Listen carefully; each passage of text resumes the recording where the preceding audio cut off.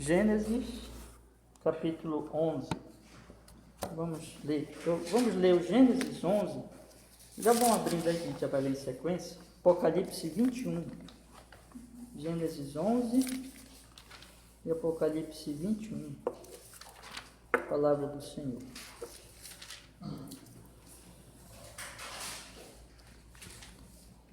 Gênesis 11 e Apocalipse 21.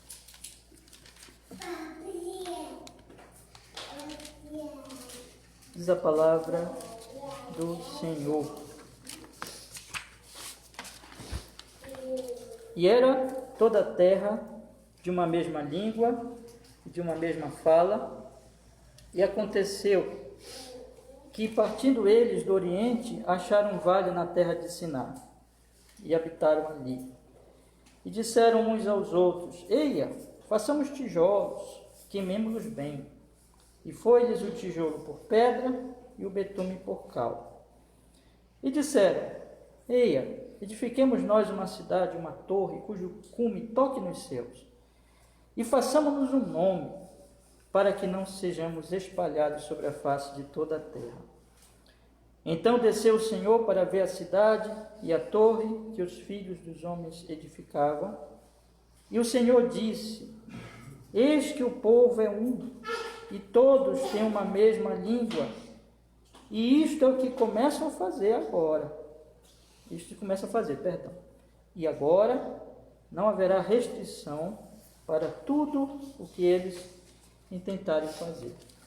Agora, Apocalipse, irmãos, 21, diz a palavra do Senhor.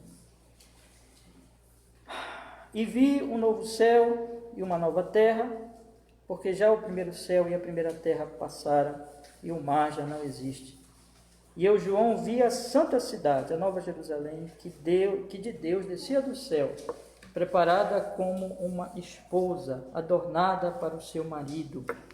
E ouvi uma grande voz do céu que dizia: Eis aqui o tabernáculo de Deus está com os homens, porque com eles habitará, e eles serão seu povo, e o mesmo Deus estará com eles e será o seu Deus. E Deus limpará dos seus olhos toda lágrima, e não haverá mais morte, nem pranto, nem clamor, nem dor, porque já as primeiras coisas são passadas. E o que estava sentado sobre o trono disse: Eis que faço nova todas as coisas. E disse-me: Escreve, porque estas palavras são verdadeiras e fiéis. Amém. Amém. Vamos orar.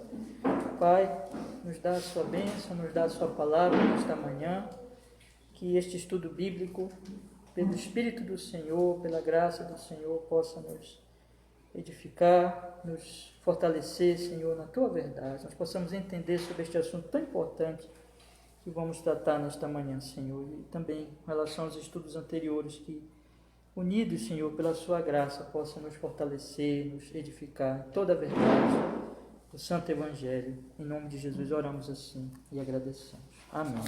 E amém. Perdão dos nossos pecados, hein? Amém. Pode sentar, irmãos. Hoje nós estamos, com a graça de Deus, irmãos, encerrando a série de estudos que nós tivemos como tema a pandemia e a sua relação com a política e a ciência, de acordo com as Escrituras, né? Uma visão bíblica da pandemia e a sua relação com a política e com a ciência. Nós falamos de vários assuntos durante estas semanas. Tratamos, irmãos, desse tema, porque esse tema é um tema extremamente importante, atual, falar da pandemia dentro de uma visão bíblica, e colocamos a questão da política e da ciência porque estão intimamente envolvidos com o tema, sendo que uma pandemia é uma crise mundial, né? O nome quer dizer isso, né?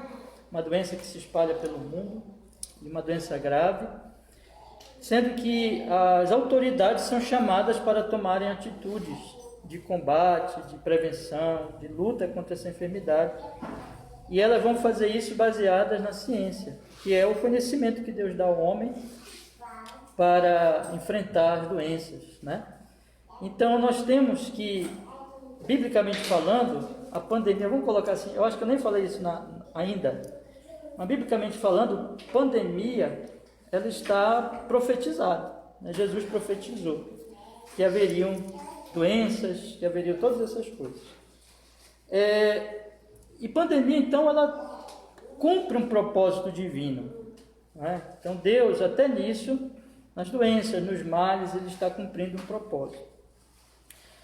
O governo é um bem que Deus nos dá, as autoridades são um bem que Deus nos dá para a justiça e para fazer o bem à sociedade. Por isso que o governo ele é chamado a tomar uma atitude nessas horas, porque precisa-se aí de prevenção e de cuidado com a sociedade, né? Então o governo é um bem social. E a ciência também é um bem dado por Deus. Por quê? Porque a ciência é o conhecimento da criação de Deus. Então nós vemos em tudo isso a sábia mão de Deus conduzindo todas as coisas. E esses temas, irmãos, eles estão então entrelaçados, né? Nós falamos que a postura do cristão diante de uma pandemia, ela deve ser pautada em 3 atitudes cristãs básicas que nós temos chamado a atenção. Quais são? A empatia, a misericórdia e a busca pela verdade, né? Então essas 3 atitudes, elas devem ser buscadas dentro de uma pandemia. Empatia por quê?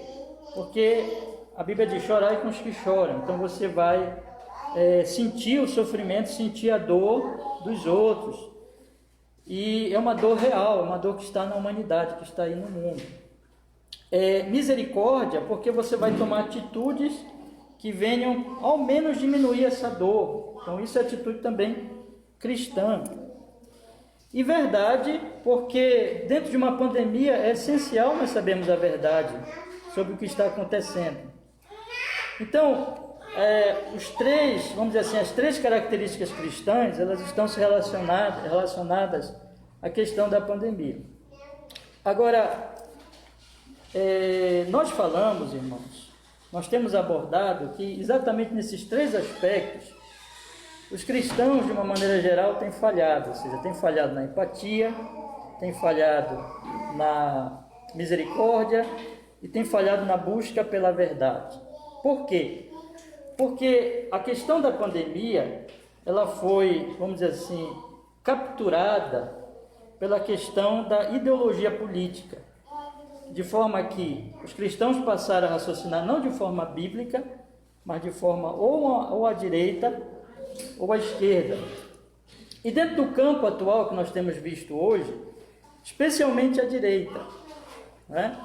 Isso trouxe reações, por exemplo, de pouca falta de empatia em relação à doença, poucas demonstrações de misericórdia também, e um engano, vamos dizer assim, uma alucinação política que tomou conta da mente dos cristãos, de maneira que eles passaram a entender o assunto e ver o assunto, não de forma bíblica, mas de forma realmente enganada, de forma iludida, conforme a sua ideologia política preferida. Então é isso que tem acontecido, e esses estudos, na verdade, nós estamos fazendo como um alerta aos irmãos a respeito desse problema, a respeito dessa situação bastante grave que nós temos observado aqui. E tratei dentro desses assuntos, irmãos, de vários aspectos envolvidos nisso aí, né? Semana passada mesmo nós falamos a respeito da verdade, falamos a respeito da busca pela verdade no jornalismo, das teorias de conspiração e de como isso mina, vamos dizer assim, o conhecimento, a busca pelo conhecimento científico. E tratamos desses assuntos, meus irmãos, mostrando exatamente sempre uma ligação com essa atitude de muitos cristãos de raciocinarem de uma forma política e não de uma forma cristã, não de uma forma bíblica. E hoje eu quero encerrar este assunto, meus irmãos, mostrando exatamente a questão de como é o cristianismo em relação a essas verdades, em relação a essas questões de ideologias humanas, como o cristianismo bíblico, como o cristianismo no Novo Testamento, ele, vamos dizer assim, trabalha essas questões, ou ele reage diante da situação em que eles viviam naquela época e que se torna padrão para nós hoje. Eu fiz uma comparação num desses estudos, se eu não me engano, no estudo retrasado, quando eu tratei da questão de uma, vamos dizer assim, de uma certa similaridade do que aconteceu naquela época com o que acontece hoje em termos de direita e esquerda. Quando a gente pensa em termos de direita, nós pensamos em movimentos conservadores, em movimentos que, vamos dizer assim, querem conservar os costumes, as instituições da sociedade. Quando nós pensamos em movimento progressista, nós pensamos em movimentos que querem fazer revolução, querem mudar a sociedade. Então, basicamente, nós podemos colocar dentro dessas categorias. Dentro do tempo do Novo Testamento, meus irmãos, nós vemos uma espécie, vamos dizer assim, de conservadorismo e de progressismo, no sentido de que conservadores naquela época, vamos dizer assim, eram os fariseus, eram também, em algum sentido, os saduceus. Era aquela classe, aquela elite religiosa de Israel, em que eles queriam conservar a nação, conservar as tradições. Os saduceus eram muito mais racionalistas, né? Os fariseus acreditavam mais nos milagres e assim por diante, mas eles, vamos dizer assim, de maneira geral, eles queriam conservar Israel, conservar os costumes, conservar as tradições e assim por diante. Em volta ali, nós temos o paganismo. Então, você lê, por exemplo, a carta aos Coríntios, você lê a carta do apóstolo Paulo aos gentios, então você percebe que ali o Paulo ele trata de certas situações que não eram, vamos dizer assim, hábito em Israel, devido ao conservadorismo israelita, mas eram situações próprias do paganismo, não é? Quando ele trata, por exemplo, comer carne sacrificada a ídolos, em a carta aos Coríntios, isso não tinha em Israel, isso tinha nas nações estrangeiras. Então nós vemos ali, vamos dizer assim, e essa associação que eu quero fazer, nós vemos ali um certo progressismo, ou seja, aquelas outras nações, elas estavam muito mais distantes das tradições israelitas, e elas então eram, nesse sentido, muito mais revolucionários, os costumes das outras nações. E geralmente os judeus eles tinham cuidado com isso, para que eles não se contaminassem, né? Então eles tinham uma cautela e um cuidado com essas nações, e tinha a separação ali. Quando você vê Jesus, nós poderíamos colocar como uma definição, eu vi uma vez uma frase, irmãos, eu não sei se eu vou falar direitinho, mas eu acho que dá para falar, que eu penso que ilustra muito bem isso, e a frase é o seguinte: Cristo era demasiadamente revolucionário para os conservadores da época, e ele era demasiadamente conservador, né, para os revolucionários da época. Eu não sei se vocês entenderam a frase, né? Eu vou repetir aqui. Cristo era demasiadamente revolucionário para os conservadores da sua época, né? E demasiadamente conservador para os revolucionários da sua época. Ou seja, Cristo não se adequava em nenhum dos lados. Você vê os fariseus escandalizados com Cristo, e você vê as autoridades também, vamos dizer assim, romanas, escandalizadas com Cristo, né?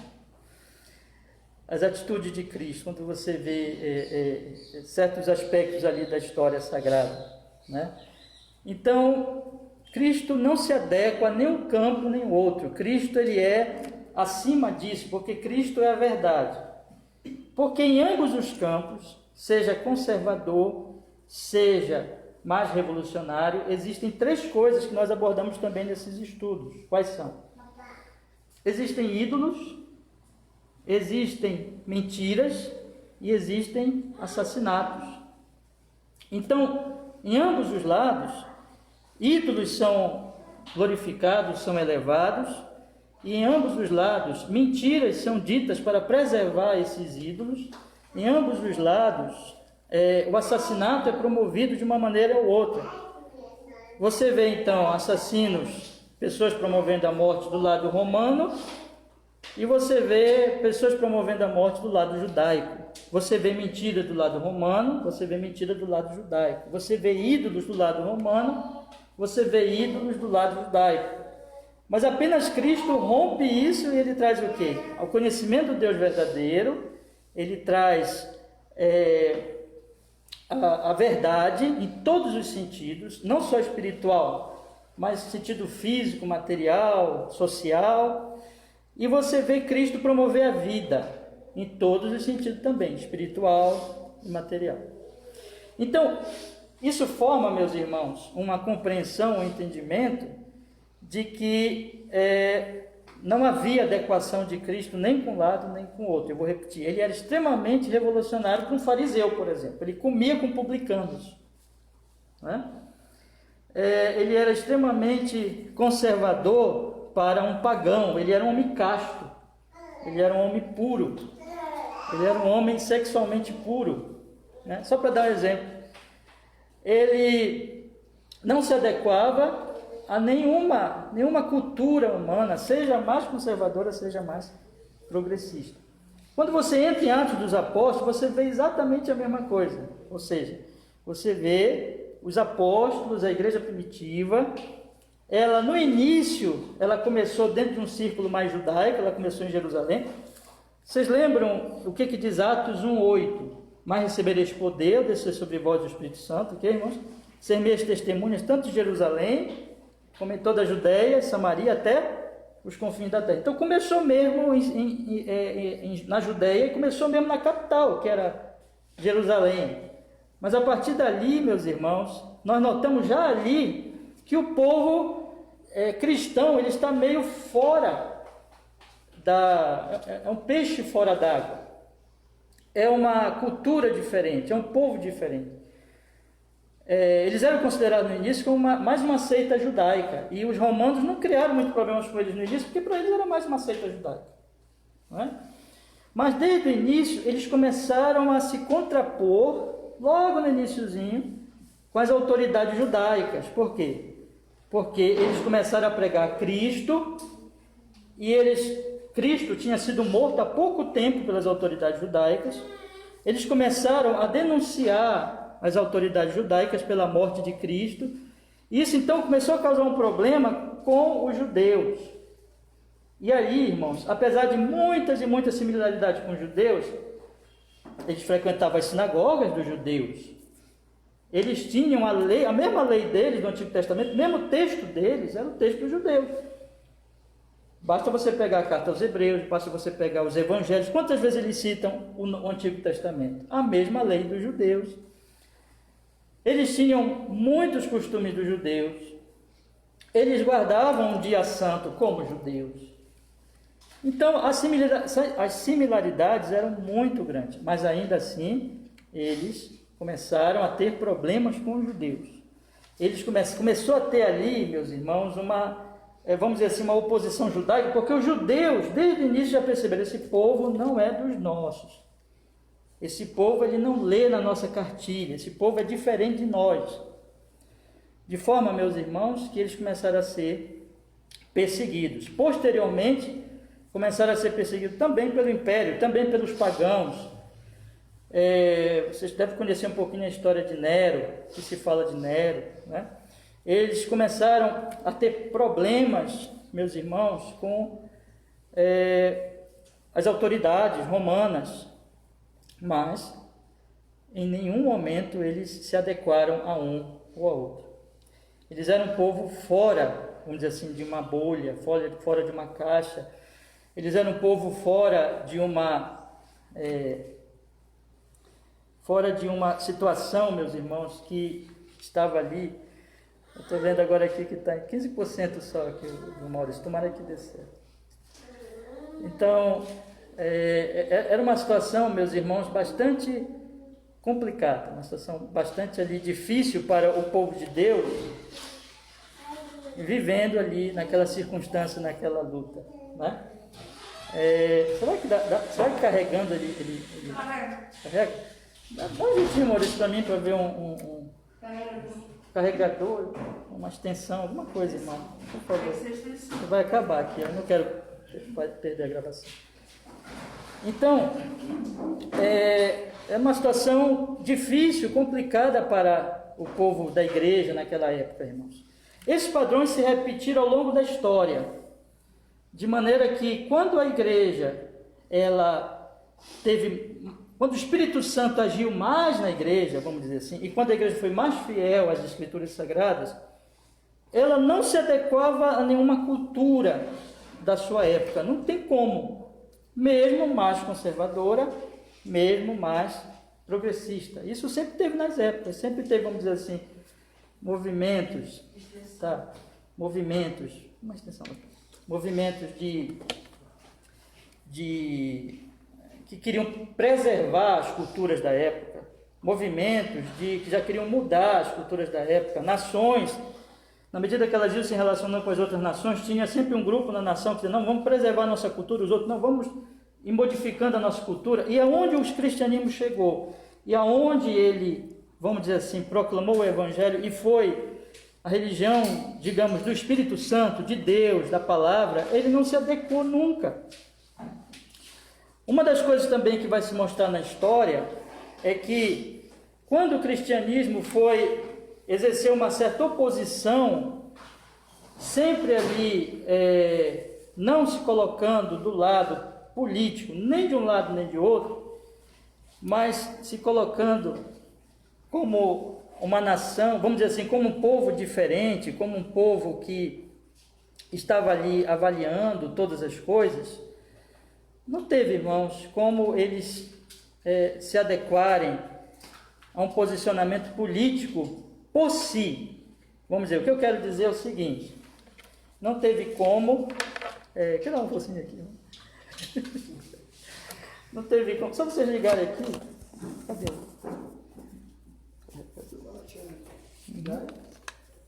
Já? Então, acho que tem que tirar do teclado, senão eu estava caindo o telefone.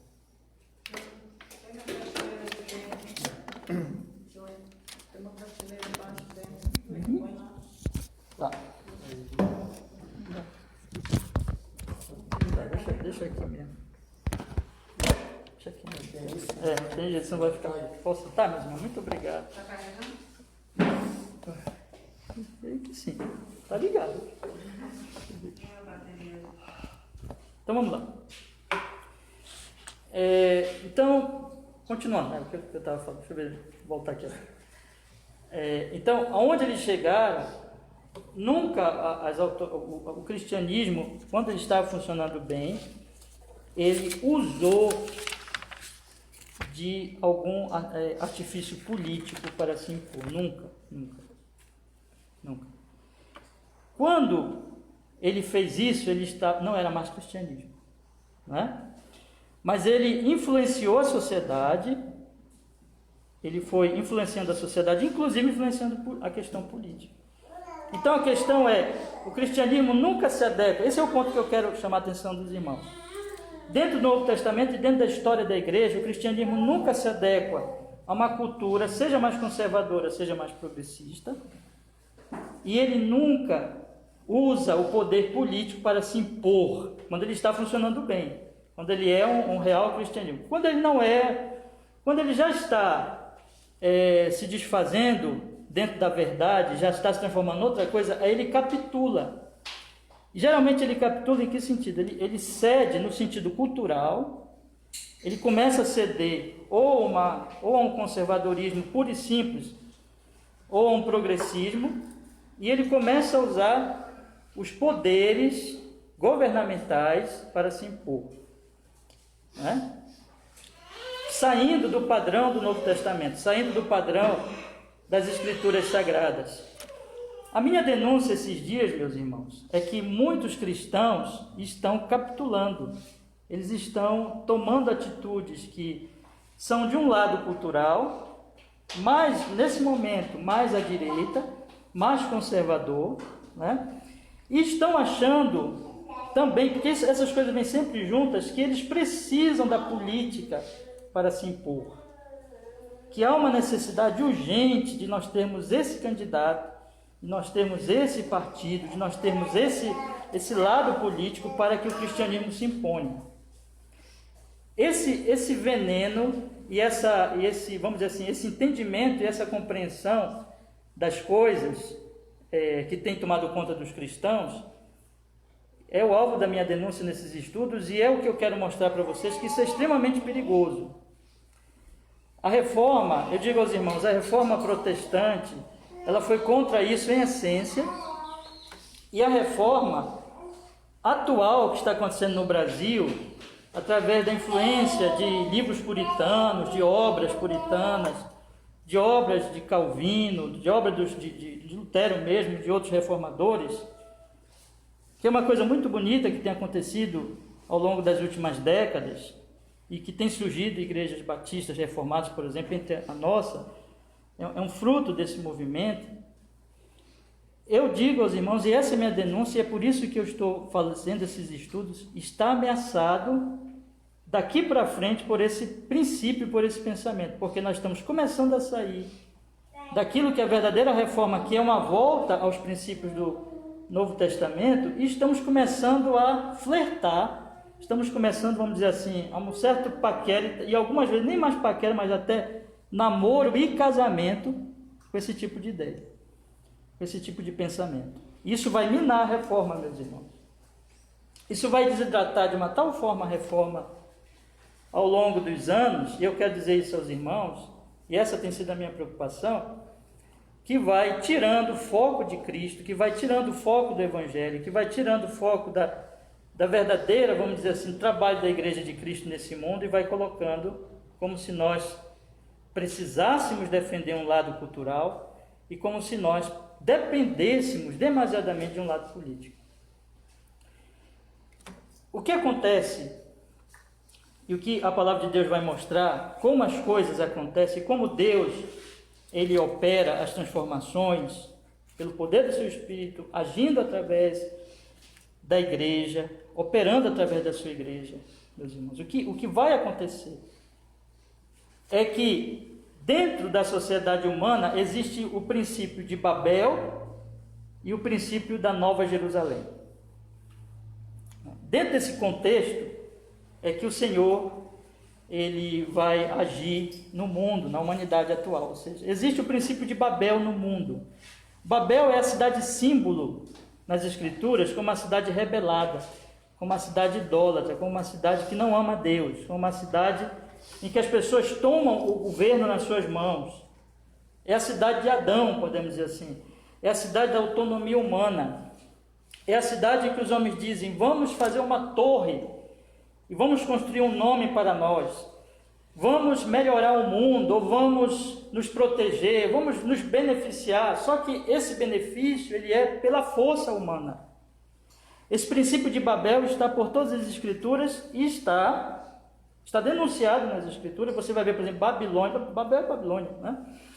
E você vai ver Babilônia sendo expressa nas Escrituras como essa cidade do mal, da feitiçaria, da idolatria, do pecado, da autonomia humana, que será destruída.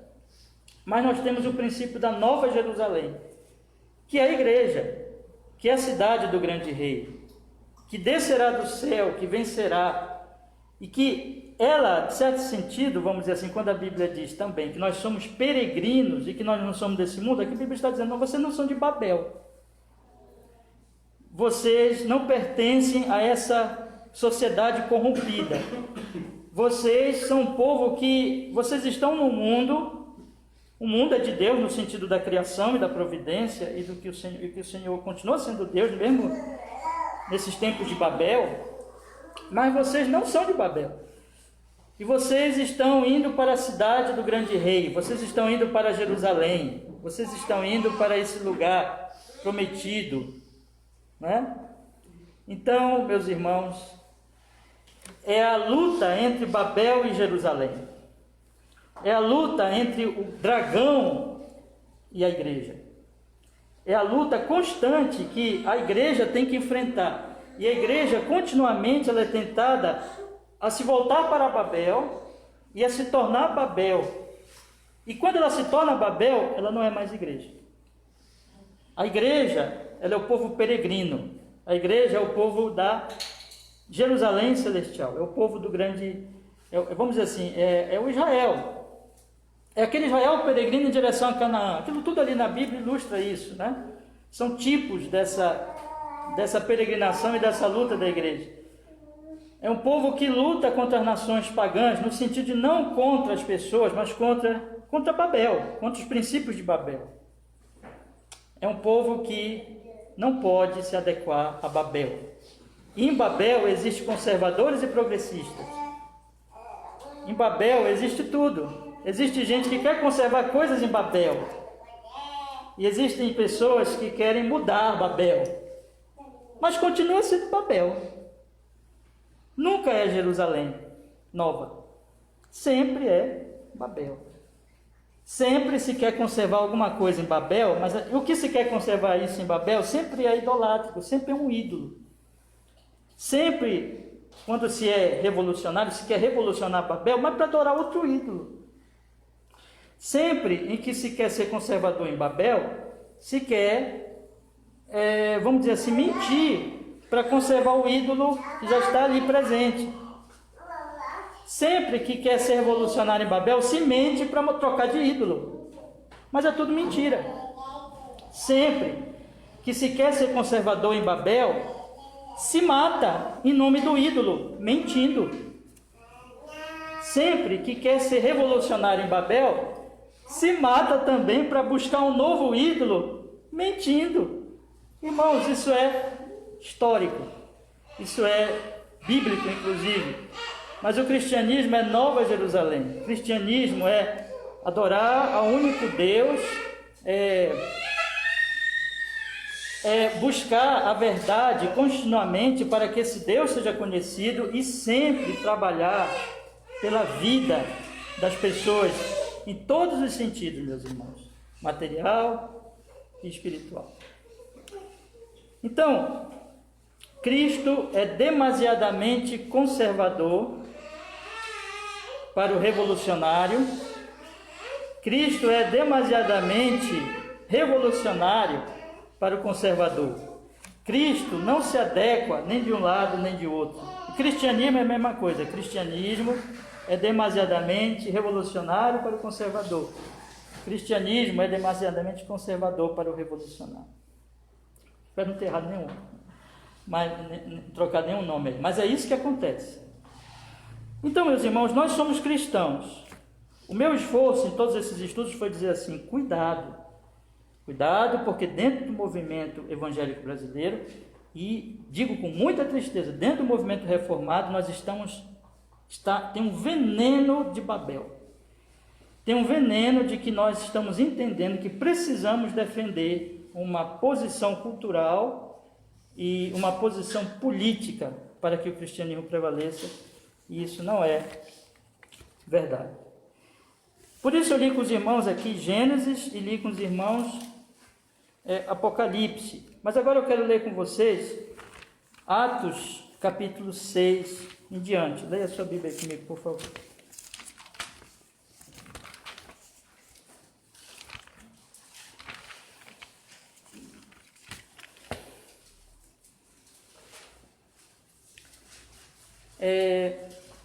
Vamos ler, irmãos, o versículo 7.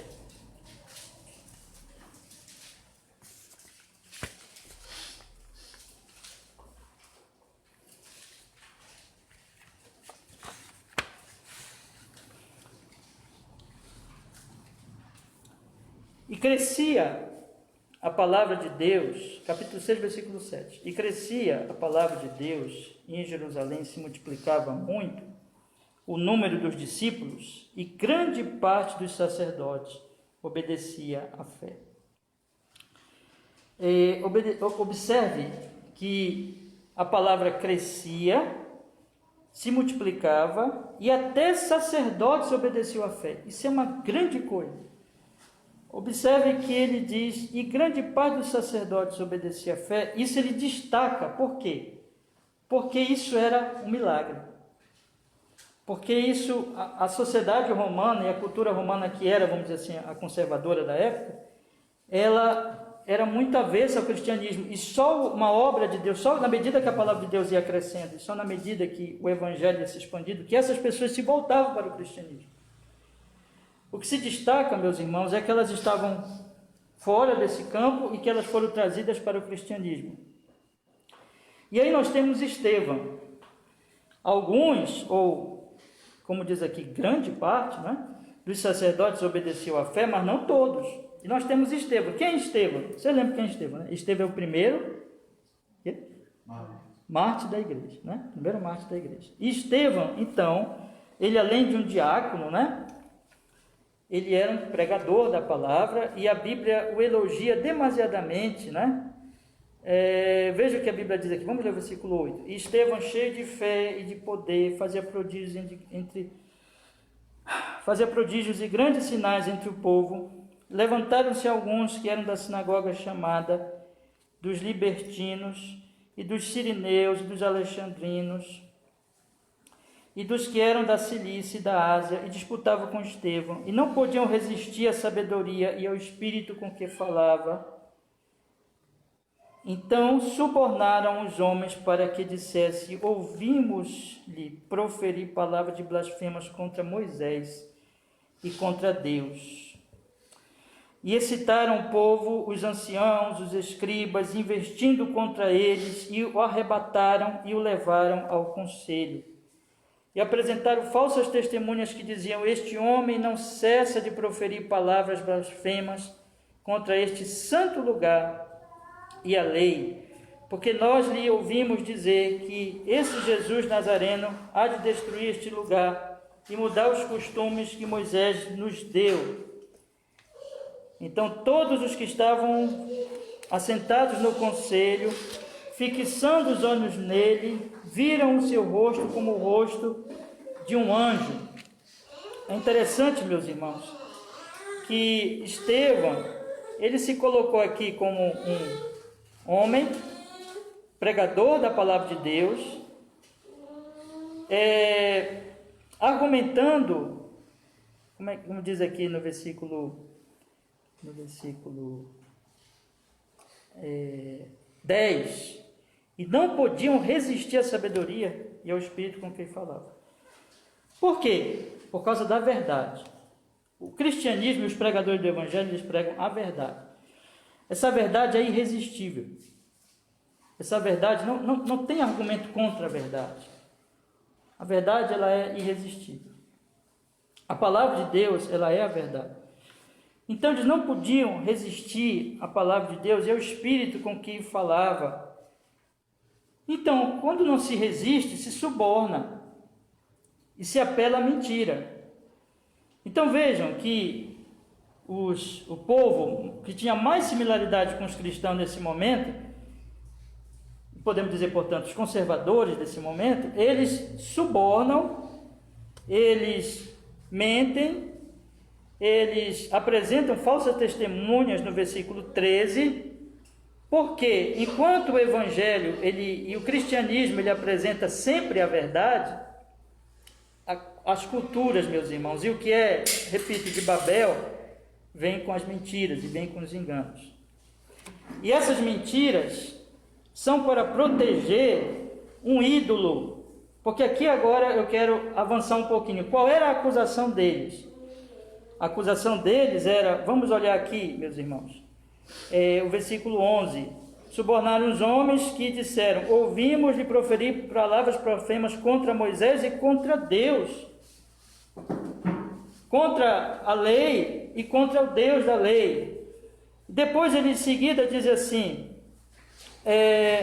versículo 14: porque nós lhe ouvimos dizer que esse Jesus Nazareno há de destruir este lugar e mudar os costumes que Moisés nos deu. Que lugar? O templo. E vocês sabem que isso tinha um ponto de verdade? Jesus já não tinha profetizado a queda do templo? Jesus já não tinha dito lá em João 4 com a mulher samaritana que não importa se é Jerusalém, Gerizim, o que importa, não importa mais templo, o que importa é adoração em espírito e em verdade. Jesus já não tinha dito que a religião do Novo Testamento realmente não ia ter mais templo, não ia ter mais lugar sagrado? Então, olha só que coisa interessante. Apesar da mentira toda envolvida aqui, mas essa mentira, ela pegou algumas coisas que eram verdade, só que ela colocou no sentido como se fosse maléfico. De fato, aquele templo iria ser destruído, de fato, aquele templo tinha perdido o sentido. E quando vocês leem o Atos 7, que vai ser o discurso de Estevão, Estevão vai tratar desse assunto, ou seja, de como Deus foi falando por todo o Novo Testamento, e de como Tudo desemboca em Cristo e desemboca no Evangelho e na religião do Novo Testamento. Como Deus foi falando pelo Antigo Testamento e como isso desemboca em Cristo, numa religião do Espírito, numa religião que tem comunhão com Deus. Mas esses homens querem defender o quê? O templo. Eles não querem que seja destruído o templo. Por quê, meus irmãos? Porque a religião dos judeus há muito tinha perdido a adoração ao Deus verdadeiro e tinha ficado só com o templo. Ficou só com o templo. Mas o Deus que era simbolizado pelo templo, porque o que simbolizava no Antigo Testamento o templo? A presença de Deus, a morada de Deus, a glória de Deus. Esse Deus eles não adoravam mais. Tudo que eles tinham era o templo. Então, em nome da defesa do seu falso Deus, que não era mais o Deus verdadeiro, que era na verdade mais o templo, mais o lugar, mais a religião, eles estavam dispostos a mentir, eles estavam dispostos a subornar, eles estavam dispostos também a, dentro dessa mentira, e por causa dessa mentira, e depois que Estevão apresenta todos os seus argumentos, olha como é que encerra a história. Não vou poder ler tudo, né, irmãos? Mas vamos ler aqui no capítulo 7, versículo 47 em diante, por favor. E Salomão edificou casa, capítulo 7, versículo 47. E Salomão edificou casa, mas o Altíssimo não habita em templos feitos por mão de homens, como diz o profeta. Vocês estão entendendo aqui? Olha só qual é a grande questão aqui. E Salomão lhe edificou casa, mas o Altíssimo não habita em templos feitos por mão de homens, como diz o profeta. Aquilo ali era só um símbolo, mas Deus não habita em templo. E o judeu que estava mentindo e que matou o Estevão, queria defender o templo.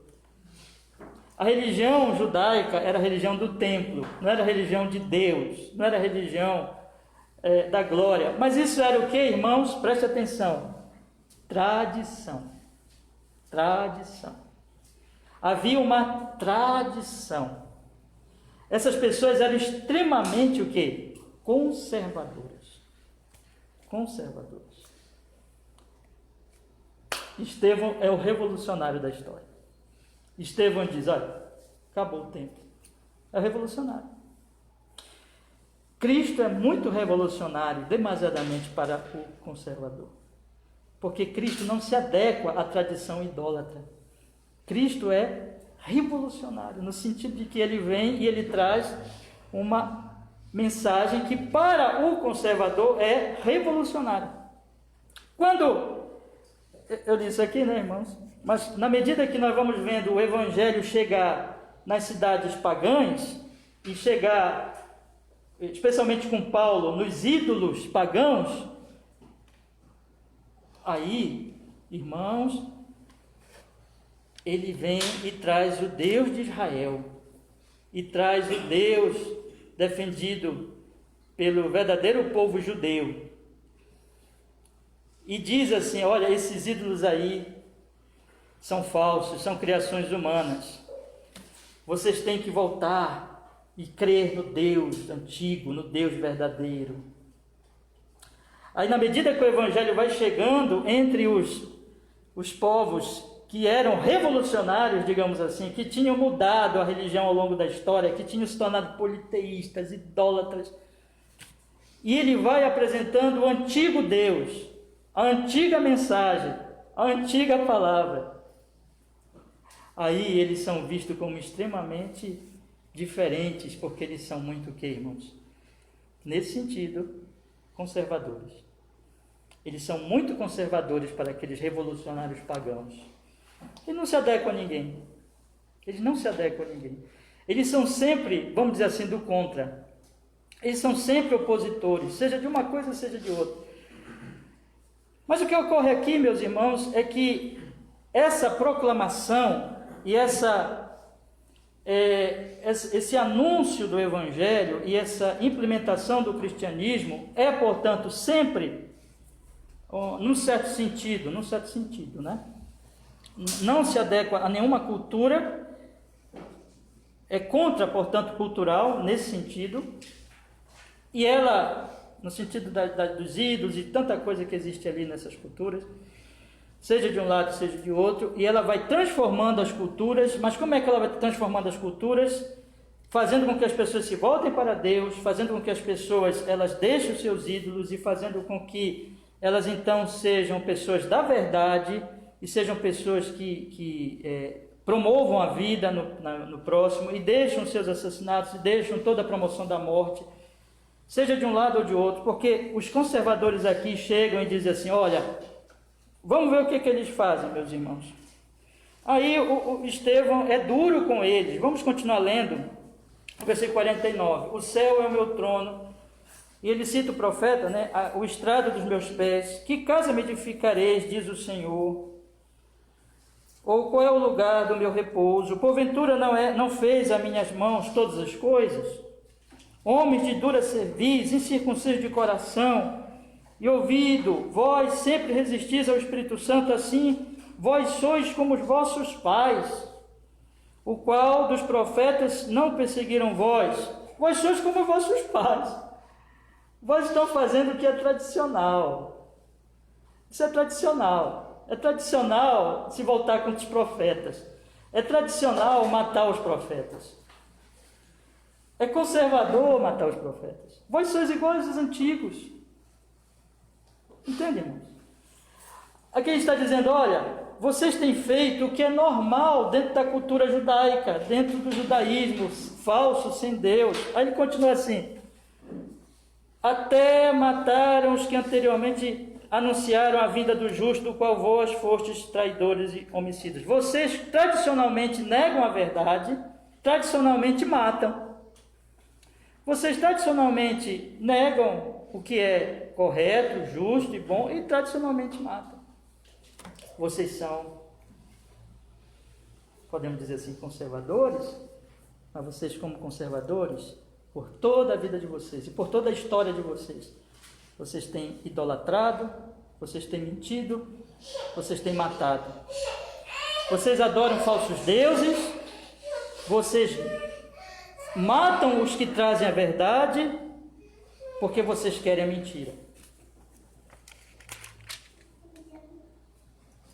Continuando, versículo 53. Vós que recebeste a lei por ordenação dos anjos e não guardastes. Vocês negam a palavra tradicionalmente. Isso é o conservadorismo de vocês. E ouvindo eles isto, enfureciam seus corações. Aceitaram a repreensão? Nada. Se revoltaram, se rebelaram. Fecharam suas mentes e os seus corações, e ouvindo isto, enfureciam-se seus corações, rangiam os dentes contra eles. Mas ele, estando cheio do Espírito Santo, fixando os olhos no céu, viu a glória de Deus, e Jesus estava à direita de Deus, e disse: eis que vejo os céus abertos e o Filho do Homem que está em pé à mão direita de Deus.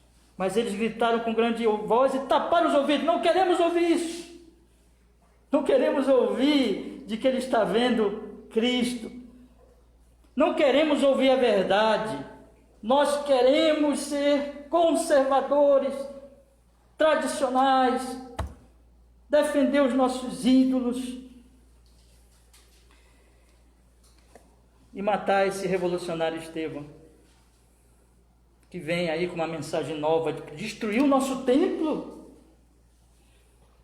E mataram Estevão. Cheios de ódio e assassinato, mas Estevão, cheio de adoração. Tem uma mensagem do pastor Paulo Anglada, está publicada, irmãos, é uma coisa mais linda do mundo, né? E o Anglada, ele coloca assim, você pode procurar, tá no YouTube, desse trecho, ele diz assim: isso aqui é o encontro do céu e do inferno, né? E está aqui ele cheio de Babel, a Babel tradicional, a Babel conservadora, odiando, defendendo o seu ídolo, mentindo e matando. Mas Estevão, o revolucionário, Estevão, para eles, né, revolucionário, o Estevão da Nova Jerusalém. Estevão estava morrendo e ele já enxergou Cristo. Ele já enxergou os céus abertos, ele já enxergou a glória da Nova Jerusalém. Isso aqui é lindo, meus irmãos. Ele viu essa glória. E ele, então, o que ele faz? Apegado a essa glória, apegado à verdade, ele não odeia aquelas pessoas. Ele não diz assim: eu odeio esses homens, que eles morram, porque eles estão me matando. Não, o que ele faz, meus irmãos? Vamos continuar lendo. Eis que vejo os céus abertos e o Filho do Homem, que está em pé à mão direita de Deus. Mas eles gritaram com grande voz, taparam os seus ouvidos e remeteram unânimes contra ele, expulsaram da cidade, o apedrejaram. E as testemunhas depuseram as suas capas aos pés de um jovem chamado Saulo, e apedrejavam a Estevão, que um dia dizia: Senhor Jesus, recebe. E apedrejavam a Estevão, que em invocação dizia: Senhor Jesus, recebe o meu espírito. E pondo-se de joelhos com grande voz, disse: olha, irmãos, presta atenção, não lhes imputes este pecado.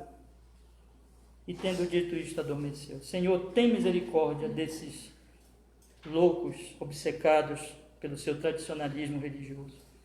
Salva-os, Senhor, salva-os.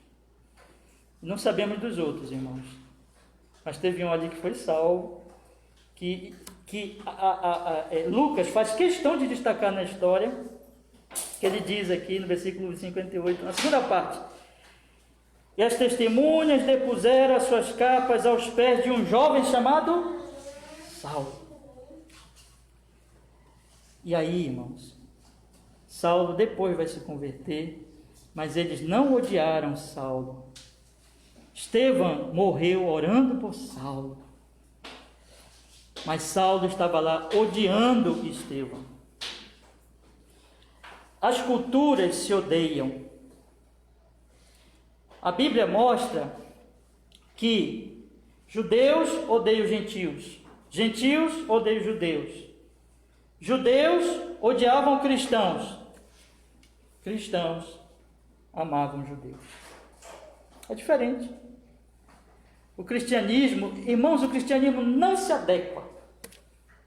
Essa polarização política que vocês veem na rede hoje, onde uns degladiando o outro, onde um difamando o outro, onde um odiando o outro, e dizendo assim, e eu vejo cristãos colocarem dessa forma: temos que defender o cristianismo contra estes odiosos comunistas, temos que, aí difamam, aí publicam coisas difamando uma autoridade porque ela está do outro lado, ou uma pessoa, ou alguém, difamando, odiando.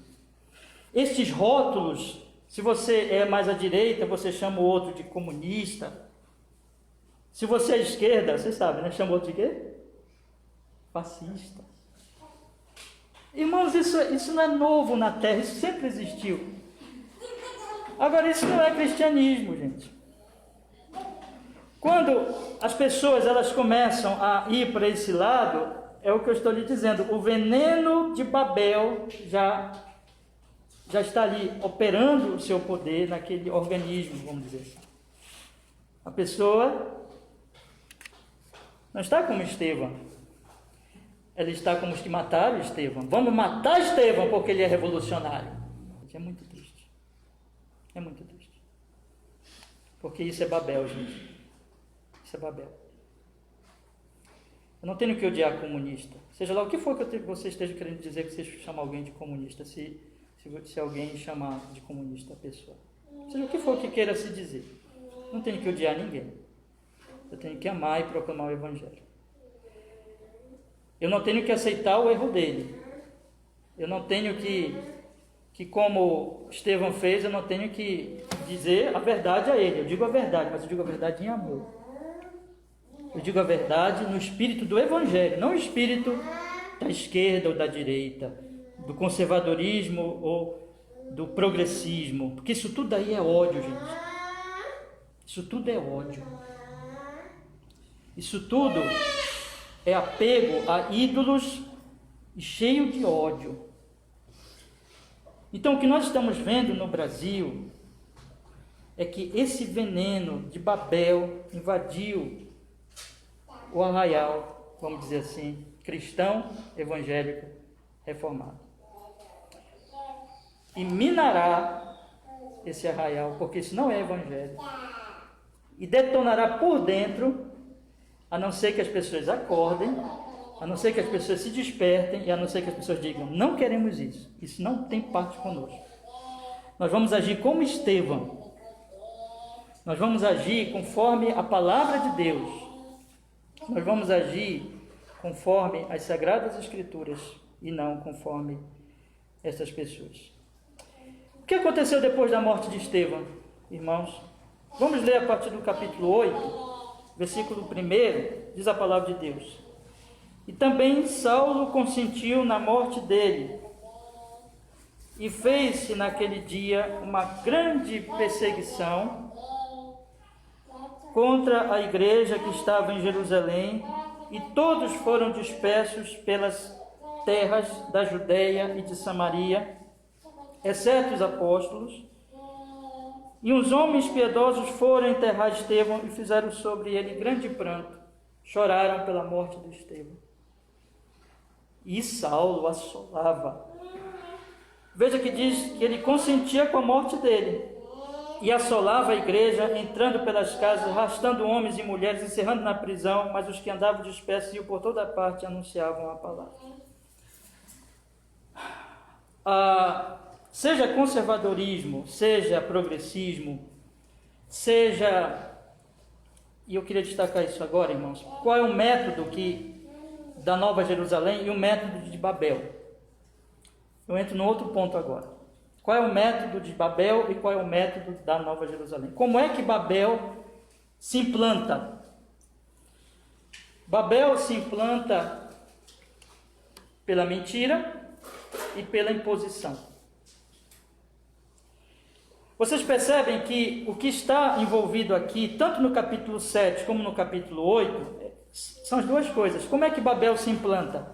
Babel se implanta mentindo, dizendo que Estevão não falou, enganando as pessoas, e se implanta pela imposição, pela violência, pelo uso das armas, pelo uso da força, pelo uso do poder, pelo uso do poder político. Observe, meus irmãos, que a palavra de Deus diz aqui no capítulo 8, versículo 3, e Saulo assolava a igreja, entrando pelas casas, arrastando homens e mulheres e encerrava na prisão. Saulo mentiu com as pessoas do capítulo 7, e Saulo usou a autoridade dele, que ele era uma autoridade religiosa, político-religiosa, para perseguir os cristãos. Mas o que os cristãos faziam, irmãos? Veja, assim que Babel se implanta pela mentira, Babel se implanta pela violência e pela política, pela força política. Mas como é que os cristianismos, que a Nova Jerusalém se implanta? Leia comigo o versículo 4, por favor. Mas os que andavam dispersos iam por toda parte anunciando a palavra.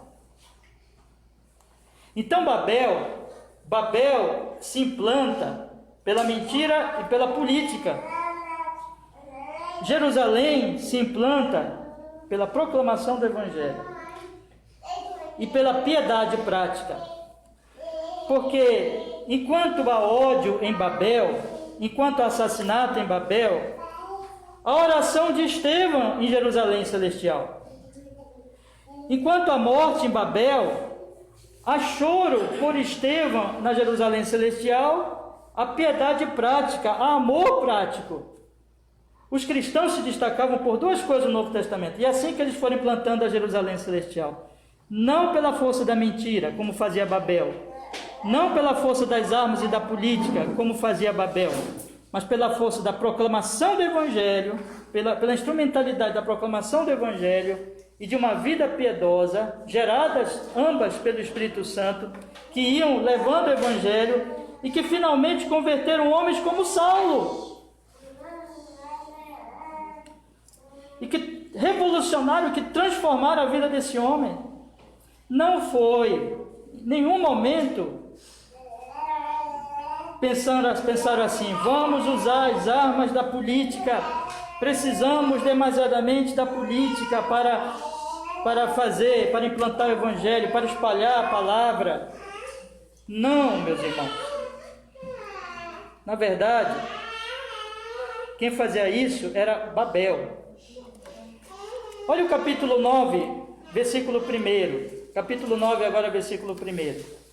E Saulo, respirando ainda ameaças e mortes contra os discípulos do Senhor, dirigiu-se ao sumo sacerdote e pediu cartas para Damasco, para as sinagogas, a fim de que se encontrasse alguns deste caminho, quer homens, quer mulheres, os conduzisse presos a Jerusalém. Ele foi buscar o que, irmãos? Cartas. Usava cartas, usava o poder político, usava a força dele como autoridade. Pode ter certeza que Paulo matava pessoas, prisionava pessoas, consentiu na morte de Estevão. Usava o seu poder, mentindo para si mesmo, mentindo para o próximo e usando o poder político que ele tinha. Babel é isso. Babel é isso. Mas os cristãos pregam. Aí vocês conhecem a história, Deus converteu Paulo e foi lá um irmãozinho humildezinho pregar para ele, né? Diz aqui o versículo 12, irmãos, 12. Perdão, 10, desculpe, irmãos, 10. E havia em Damasco um certo discípulo chamado Ananias, e disse-lhes o Senhor em visão: Ananias, ele respondeu: eis-me aqui, Senhor. E disse-lhe o Senhor: levanta-te, vai à sua rua chamada direita, pergunta em casa de Judas por um homem de Tarso chamado Saulo, pois eis que ele está orando. E viu numa visão ele viu que entrava um homem chamado Ananias e punha sobre eles a mão para que tornasse a ver. Respondeu Ananias: Senhor, e muitos ouviu acerca desse homem, quantos males tem feito os teus santos de Jerusalém, e aqui tem poder dos principais sacerdotes para prender a todos que invocam o seu nome. Disse-lhe, porém, o Senhor: vai, porque este é para mim um vaso, presta atenção nessa palavra, escolhido, para levar o meu nome diante dos gentios e dos reis dos filhos de Israel. Olha só que coisa, até aqui, Paulo, o conservador, que queria conservar a religião de Israel e queria conservar contra estes revolucionários cristãos, usando as armas da mentira e da violência e da política. Cristo vem, Deus vem e diz: este é meu, eu escolhi, e milagrosamente muda Paulo, para que ele não mais proclame a mentira e não mais use armas políticas, mas use as armas do Evangelho, da pregação e da vida piedosa, para que essa pregação chegue aos reis, diante dos gentios e dos reis e dos filhos de Israel. Irmãos, essa é a progressão do Evangelho. As culturas daquela época, as Babés daquela época e as Babés de todos os tempos sempre usam a arma da mentira e da política, o poder das armas, para implantar as suas ideologias, para implantar as suas culturas, seja para conservar, seja para revolucionar, não importa. Tem Babel conservadora, tem Babel revolucionária, tem Babel conservadora, tem Babel progressista, mas sempre usando as armas da mentira, sempre usando política. Mas Paulo vai ser tirado disso para ser trazido para ser um apóstolo, para agora proclamar o Evangelho, para agora levar o Evangelho, viver o Evangelho, de forma que através do ministério dele o Evangelho chega aos reis, o Evangelho chega às autoridades. E é isso que aconteceu na história, gente.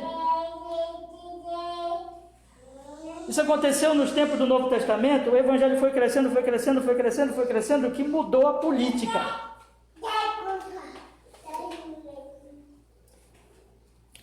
Que detonou, digamos assim, o Império Romano. Não pelas armas, mas pelo poder de Cristo, da verdade. O que foi a Reforma Protestante? A Reforma Protestante foi o poder do Evangelho transformando alguns homens e se espalhando aquela verdade até que aquelas babéis da época, os tradicionais da época, os conservadores da época, que eram o Papa, os reis, os príncipes, e toda aquela cultura da época, tudo aquilo ali foi, digamos assim, no bom sentido, devastado, destruído pela pregação de Lutero, de Calvino, dos puritanos, dos primeiros batistas, que tiveram que ir rompendo com isso. Se você estuda Calvino, você estuda Lutero, você estuda Calvino, você vê que eles ainda têm umas coisinhas de Babel. Ainda tem assim aquele pensamento de que, olha, uma visão do governo um pouco de Babel, mas já estava mudando. E na medida que a reforma foi crescendo, eles foram percebendo, não é pelo poder político, eles foram percebendo a necessidade da separação entre igreja e Estado. E eles foram entendendo que, como Paulo, que é pela pregação e pela vida que se implanta a Nova Jerusalém, não por mentira e política. Mas que essa pregação influenciará as diversas camadas até a política, melhorando a política, mas não dependendo da política. Irmãos, nós estamos caindo hoje no erro de Babel. Quando eu vejo cristãos dizerem, porque o Trump caiu lá nos Estados Unidos, perdemos muito em termos de cultura cristã, e nós dependeríamos muito dele lá. Isso é cultura e pensamento de Babel. Nós não precisamos de nenhum político. Nós não precisamos do poder político. Quem pensa assim é Babel. Se você for estudar esquerdistas, se você for estudar direitistas, conservadores, qual foi o campo? Sempre eles vão mentir nos seus discursos. Se você for estudar ideólogos, teóricos, filósofos da direita, da esquerda, sempre eles mentirão. Sempre eles defenderão os seus ídolos. Sempre estará neles lá um princípio de mentira para encobrir os seus ídolos. Eu coloquei esses dias o vídeo do pastor Pedro Dulce no grupo sobre a idolatria de um lado ou de outro. Sempre, gente, sempre. E sempre eles dirão assim, nós precisamos... Babel, vamos construir uma torre. Vamos fazer um nome grande para nós. Sempre eles acreditarão no braço humano. Sempre eles acreditarão que nós precisamos da política. A política é importante, mas nós não precisamos dela para implantar o reino. O reino influenciará todos os setores. E na medida que Babel toma conta, na medida que Babel vai sendo a base dessa ação, os cristãos vão se tornando, então, agentes de Babel, não mais cristãos, e vão aceitando ídolos, mentiras, assassinatos. Vão desculpando ídolos, porque mentindo, e desculpando assassinatos. Porque eles entendem que necessariamente eles precisam muito desse lado político. E aí vai se idolatrar aquele lado político, e vai se mentir em nome dele. E vai se fechar os olhos para todos os absurdos de qualquer um do lado, seja revolucionário, seja conservador. Mas no final, acabou o cristianismo. No final, acabou a reforma. Fica só de nome. Sola Escritura, sola gratia, solos Christus, vai ficar só isso. Mas a verdade será minada por Babel. Daqui a pouco, é mais um grupo, é mais um movimento inoperante na sociedade, porque compactuou com Babel, porque dobrou se dobrou diante de Nabucodonosor, adorou o ídolo, disse: adora este ídolo. E os cristãos começam a adorar. Irmãos, eu estou alertando quanto a isso. O que tem acontecido no meio cristão é uma volta ao princípio que não é reformado, e que nós começamos a achar que temos que defender um lado, porque nós precisamos demasiadamente desse lado. E a prática então será: vamos começando a compactuar com as mentiras, vamos começando a tentar implantar o reino pela força política.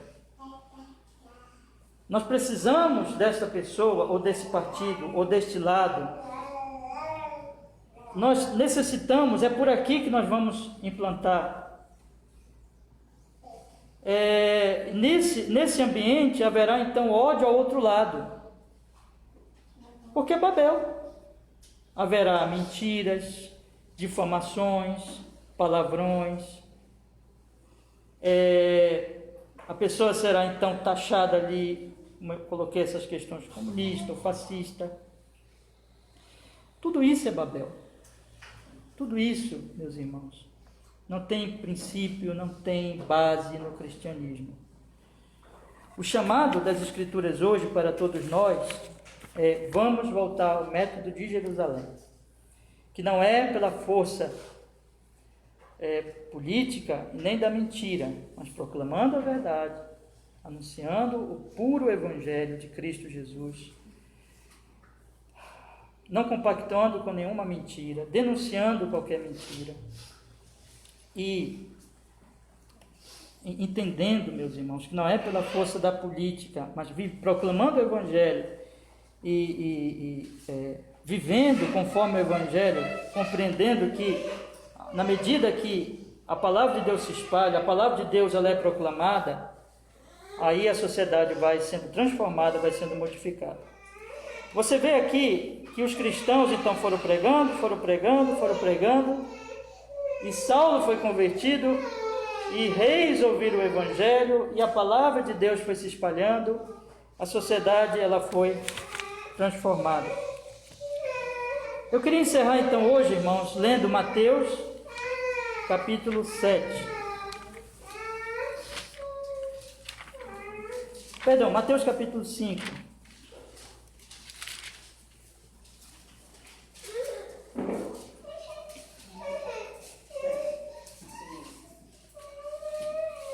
Mateus capítulo 5, versículo 13. Mateus capítulo 5, versículo 13. Aqui nós encerramos, tá bom? Vós sois, Mateus capítulo 5, versículo 13. Vós sois o sal da terra. Se o sal for insípido, com que se há de salgar? Para nada mais presta, senão para ser lançado fora e ser pisado pelos homens. Vós sois a luz do mundo. Não se pode esconder uma cidade edificada sobre um monte, nem se acende a candeia e se coloca debaixo do alqueire, mas no velador, e dá luz a todos que estão na casa. Assim resplandeça a vossa luz diante dos homens, para que vejam as vossas boas obras e glorifique a vosso Pai que está nos céus. É isso, irmãos. Aqui está.